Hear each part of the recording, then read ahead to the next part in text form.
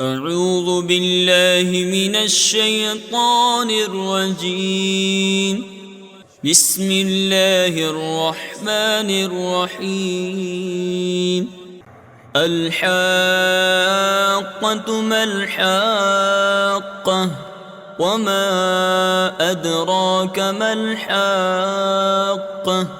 كذبت ثمود وعاد بالقارعة فأما ثمود فأهلكوا بالطاغية وأما عاد فأهلكوا بريح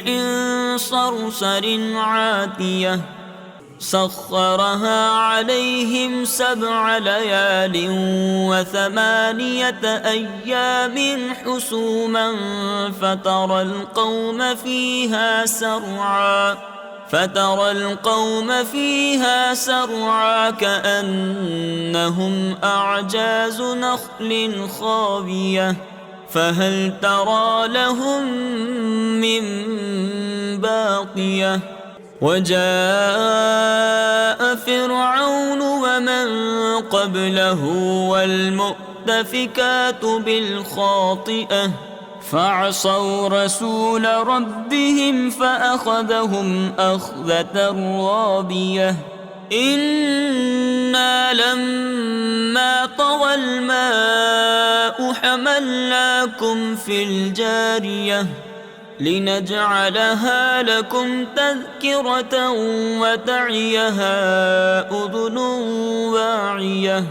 فإذا نفخ في الصور نفخة واحدة وحملت الأرض والجبال فدكتا دكة واحدة فيومئذ وقعت الواقعة وانشقت السماء فهي يومئذ واهية والملك على أرجائها ويحمل عرش ربك فوقهم يومئذ 8 يومئذ تعرضون لا تخفى منكم خافية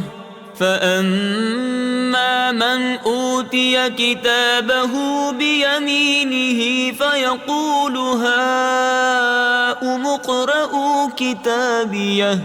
إني ظننت أني ملاق حسابيه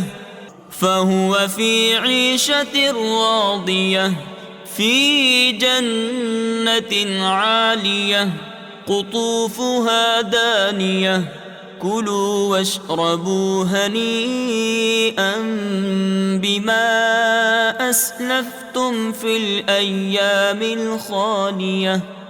وأما من أوتي كتابه بشماله فيقول يا ليتني لم أوت كتابيه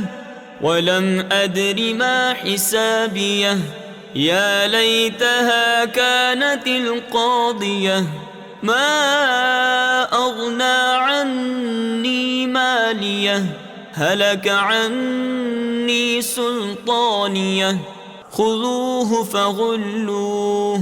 ثم الجحيم صلوه ثم في سلسلة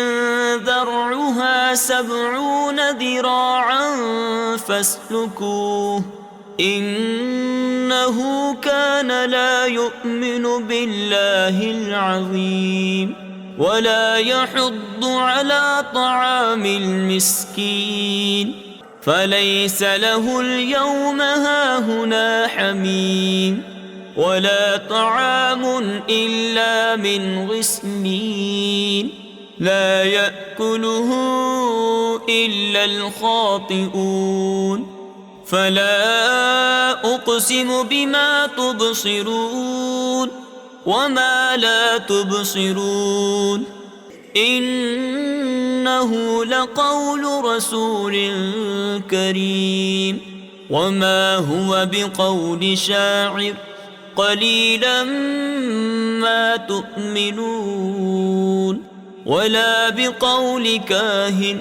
قليلا ما تذكرون تنزيل من رب العالمين ولو تقول علينا بعض الأقاويل لأخذنا منه باليمين ثم لقطعنا منه الوتين فما منكم من أحد عنه حاجزين وإنه لتذكرة للمتقين وإنا لنعلم أن منكم مكذبين وإنه لحسرة على الكافرين وإنه لحق اليقين فسبح باسم ربك العظيم صدق الله العظيم.